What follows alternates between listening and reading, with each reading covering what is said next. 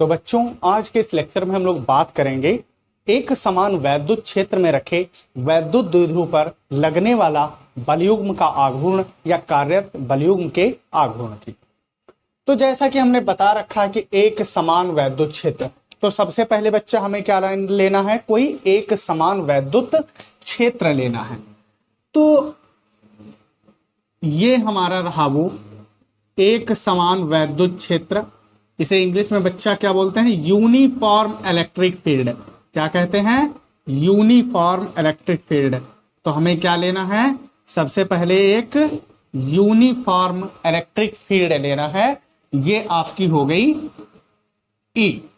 तो हमने क्या कहा, हमें सबसे पहले क्या लेना है, एक समान वैद्युत क्षेत्र लेना है। और इस एक समान वैद्युत क्षेत्र में हम करेंगे क्या, एक वैद्युत द्विध्रुव रखेंगे किसी भी कोण पर। तो हमने कहा कि इस वैद्युत क्षेत्र में किसी भी कोण पर, इस वैद्युत क्षेत्र में किसी भी कोण पर, किसी भी कोण पर हमें बच्चा क्या रखना है, कोई वैद्युत द्विध्रुव रखना है। तो हमने कहा कि ये जिस कोण पर रखा है हमारा द्विध्रुव, वो कोण है बच्चा थीटा। और जैसा कि हम जानते हैं कि कोई भी वैद्युत द्विध्रुव कैसे बनता है, -q और +q आवेशों से मिलकर के बनता है। अगर आपने हमारा वैद्युत द्विध्रुव लेक्चर नहीं देखा है तो प्लेलिस्ट में जाकर के इसे जरूर देखिएगा, तो वैद्युत द्विध्रुव आपको एकदम क्लियर हो जाएगा। तो बच्चा हमने क्या कहा, हमारे पास कोई एक समान वैद्युत क्षेत्र है जिसमें क्या रखा है, कोई वैद्युत द्विध्रुव किसी कोण पर, और हमने कहा वो कोण क्या है, थीटा है। और जैसा कि हम जानते हैं कि कोई भी वैद्युत द्विध्रुव जो है वो -q और +q आवेशों से मिलकर के क्या होता है बच्चा, बनता है। क्या होता है, -q और +q आवेशों से मिलकर बनता है। अब दूसरी बात, और अगर कोई वैद्युत द्विध्रुव, हमने क्या कहा, अगर कोई वैद्युत द्विध्रुव वैद्युत क्षेत्र में रखा है, वैद्युत द्विध्रुव कहाँ रखा है, वैद्युत क्षेत्र में रखा है, तो वैद्युत द्विध्रुव के दोनों आवेशों, क्योंकि दो आवेशों से -q +q से मिलकर बनता है, दोनों आवेशों पर क्या होता है, एक बल कार्य करता है, एक बल कार्य करता है। और इन दोनों आवेशों पर ये जो बल कार्य करता है ये परिमाण में तो बराबर होता है। हमने क्या कहा बच्चा, ये परिमाण में क्या होता है, बराबर होता है, बराबर, किंतु दिशा क्या होती है, विपरीत होती है। बच्चा दिशा क्या होती है, विपरीत होती है। तो यहां से आप ध्यान रखिएगा कि +q पर जो बल लगता है, हमने क्या कहा कि दोनों आवेशों पर बल लगता है। अब जो +q पर आवेश लगता है वो वैद्युत क्षेत्र की दिशा में लगता है। कहां बच्चा, हमने कहा कार्य करता है वैद्युत क्षेत्र की दिशा। तो वैद्युत क्षेत्र की ये दिशा है, तो ये बल जो कार्य करेगा कहां, क्षेत्र की दिशा में कार्य करेगा। और ये बल होगा कितना, F बराबर होगा QE होगा। कितना होगा, F बराबर QE होगा। अब और ऐसे ही इधर जो बल कार्य करेगा बच्चा, ये क्या होगा, ये होगा, ये भी होगा, F बराबर क्या होगा, QE होगा। क्या होगा, F बराबर QE। और आप चाहें तो यहाँ पर -QE लिख दें, हमने दोनों का क्या दिखा दिया है, यहाँ परिमाण दिखा दिया है, इसलिए दोनों का F बराबर क्या लिख दिया, QE। और अगर आप चाहें यहाँ पर माइनस लिख दीजिए। तो हमने क्या कहा बच्चा, ये क्या है, कोई एक समान वैद्युत क्षेत्र है, ठीक है, जहां क्या रखा है, कोई वैद्युत द्विध्रुव रखा है जो -q और +q आवेशों से मिलकर बना है। और द्विध्रुव के जो बीच की दूरी है वो बच्चा क्या है, अल्प दूरी 2L है। और द्विध्रुव के आवेशों पर कैसे, बराबर परंतु विपरीत दिशा में दो बल कार्य करेंगे। एक कहां करेगा, वैद्युत क्षेत्र की दिशा में +q आवेश पर, और क्षेत्र की विपरीत दिशा में बच्चा कहां कार्य करेगा, क्षेत्र की विपरीत दिशा में कार्य करेगा -q आवेश पर। अब आइए इसका थोड़ा हम लोग क्या करते हैं, कंस्ट्रक्शन कर लेते हैं और इसे कुछ पॉइंट दे देते हैं। हमने कहा ये पॉइंट है A, ये है B, और ये बच्चा क्या है, पॉइंट C। और एक बात और, अब यहां पर देखो, ये जो दो बल कार्य कर रहे हैं, एक दिशा में और दूसरा क्षेत्र की विपरीत दिशा में, तो ये क्या बनाते हैं, एक बल युग्म बनाते हैं। क्या बच्चा बनाते हैं, बल युग्म, जो क्या करते हैं, इस द्विध्रुव को क्षेत्र की दिशा में घुमाने का क्या करते हैं, प्रयास करते हैं। क्या करते हैं, क्षेत्र की दिशा में घुमाने का प्रयास करते हैं। तो एक बार पुनः क्या माना, कोई एक समान वैद्युत क्षेत्र ई जिसमें कोई वैद्युत द्विध्रुव रखा है, ठीक है, क्या रखा है बच्चा, वैद्युत द्विध्रुव रखा है, जो कि -q और +q आवेशों से मिलकर बना है। द्विध्रुव के बीच की दूरी क्या है बच्चा, 2l है, और द्विध्रुव रखा कितने डिग्री कोण पर है, थीटा कोण पर रखा है, ठीक है। तो चाहूं तो इसके आइए हम लोग लैंग्वेज लिख लेते हैं। क्या हमने माना है कि माना एक समान वैद्युत क्षेत्र E जिसमें कोई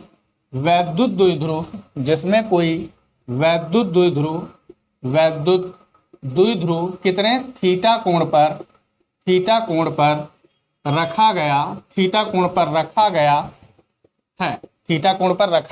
है। द्विध्रुव कैसे बच्चा, +q व, या ऐसे लिख लो -q व +q आवेशों से मिलकर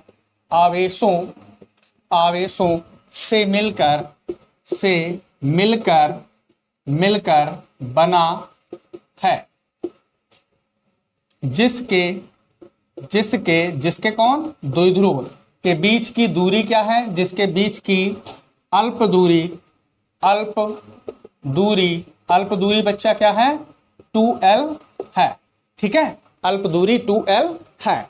और यहाँ द्विध्रुव पर क्या, एक तो क्षेत्र की दिशा में +q आवेश पर कार्य कर रहा है बल, और दूसरा विपरीत दिशा में क्षेत्र की -q पर एक बल कार्य कर रहा है। तो हम क्या लिख दें कि तब किस पर, +q आवेश पर कार्यरत बल, तब बच्चा +q आवेश पर कार्यरत लिख दो, या क्या कह दो, लगने वाला कुछ भी लिख दो, कार्यरत बल। तो अब हमने मान लिया इधर जो लग रहा है ये F1 है। थोड़ी देर के लिए बच्चा हम क्या कह दें, इसको F1 कह दें, और इसको हम क्या कह दें अगर चाहें तो F2। तो ये F1 बराबर बच्चा मेरा क्या हो जाएगा, F1 बराबर क्या हो गया, QE। क्या हो गया, F1 बराबर हो गया QE। अब उसके बाद में -q, अब किसके लिए बच्चा लेंगे हम, -q आवेश पर कार्यरत बल।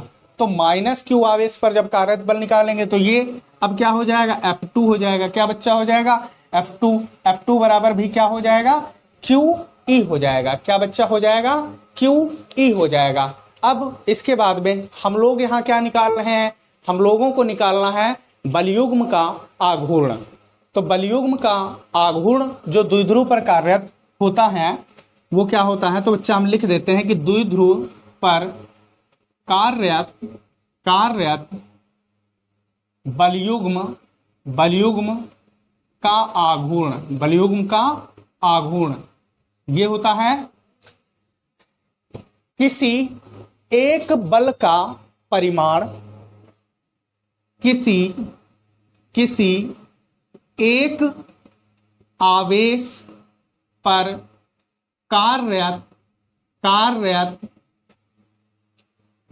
किसी एक आवेश पर कार्यरत बल का परिमाण गुणे दोनों आवेशों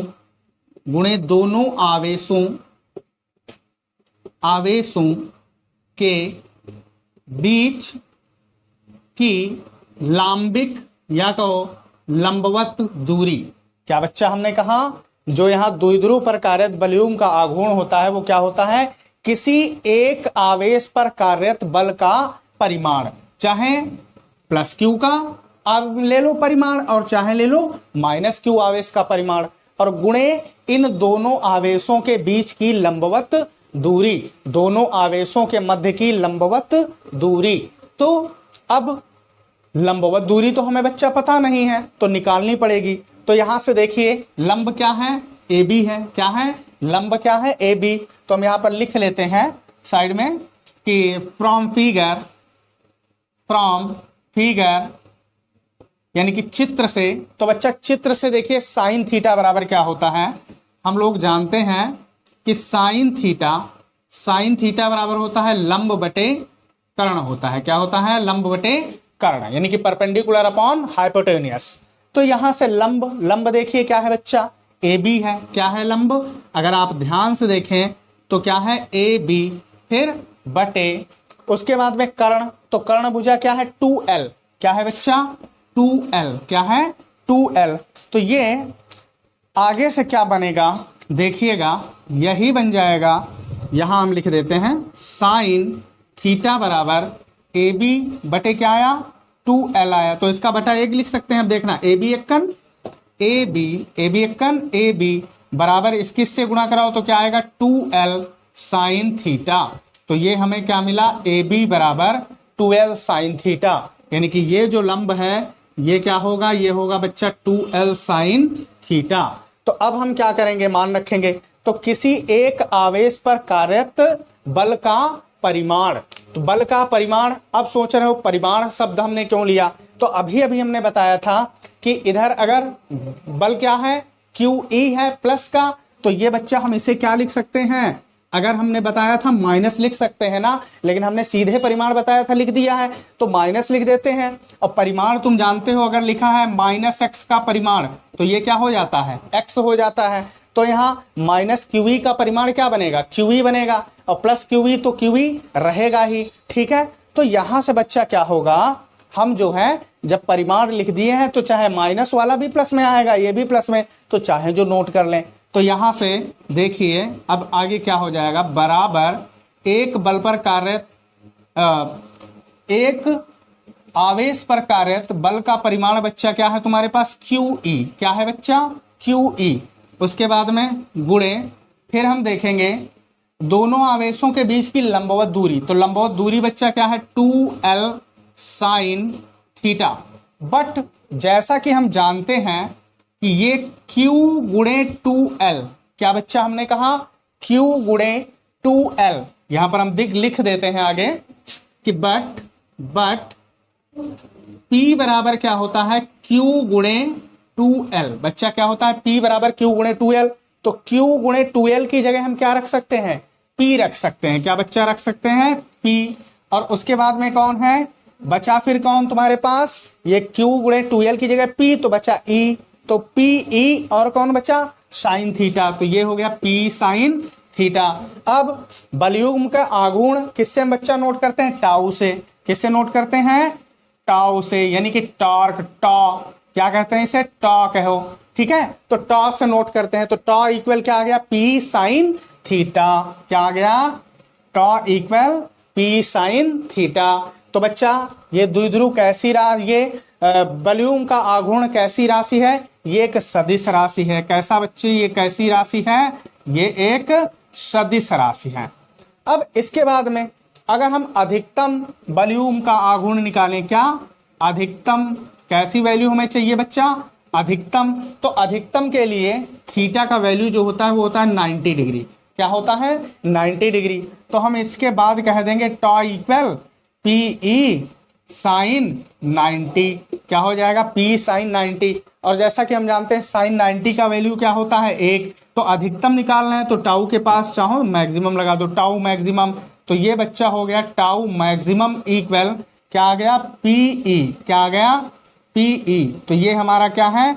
अधिकतम बलयुग्म का आघूर्ण। अब अगर हम इसका मात्रक देखें, इसका बच्चा हम क्या देखें? मात्रक देखें। तो इसका मात्रक बड़ा आसान है निकालना, कोई दिक्कत नहीं है। हम यहाँ आपको निकाल के दिखाते हैं। देखो लिखा है P और उसकी, अब ये कैसी है बच्चा? ये सदिश राशि है। तो इसे क्या लिखेंगे? P cross E। तो P क्या है? हमने कहा P जो है वो होता है यहाँ पर द्विध्रुव आघूर्ण। तो द्विध्रुव आघूर्ण क्या होता है? द्विध्रुव आघूर्ण का मात्रक बच्चा होता है, देखो हम बता रहे हैं, P इक्वल होता है Q इंटू 2L। तो Q आवेश का मात्रक बच्चा क्या होता है? कूलॉम। क्या होता है? कूलॉम। उसके बाद में ये तुम्हारा क्या दिया है? L। दूरी का मात्रक क्या होता है? मीटर। गुणे E। E क्या है यहाँ पर? वैद्युत क्षेत्र, ठीक है क्या बच्चा, वैद्युत क्षेत्र की तीव्रता। तो वैद्युत क्षेत्र की तीव्रता क्या होती है, न्यूटन प्रति कूलॉम। क्या बच्चा होता है, न्यूटन प्रति कूलॉम। तो यहां से कूलॉम और कूलॉम क्या हुआ, कैंसिल, तो बचा क्या, न्यूटन मीटर। क्या बच्चा न्यूटन मीटर। तो ये इसका मात्रक क्या निकल के आया, न्यूटन मीटर।